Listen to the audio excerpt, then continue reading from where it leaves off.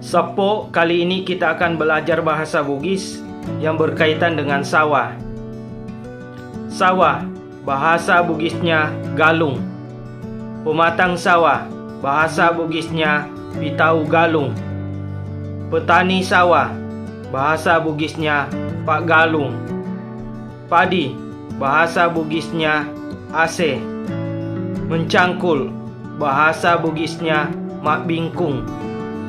Menanam padi, bahasa Bugisnya mat taneng ngase. Bajak sawah, bahasa Bugisnya mat dakala.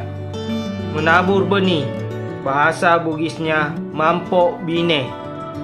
Sabit, bahasa Bugisnya kandao. Jerami, bahasa Bugisnya darame. Rumput, bahasa Bugisnya awla. Belalang, bahasa Bugisnya ancale. Beras, bahasa Bugisnya bere. Gabah, bahasa Bugisnya gaba.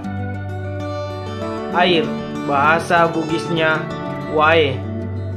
Hujan, bahasa Bugisnya bosi. Kemarau, bahasa Bugisnya timo. Oke Sapo, itu saja dulu, semoga bermanfaat.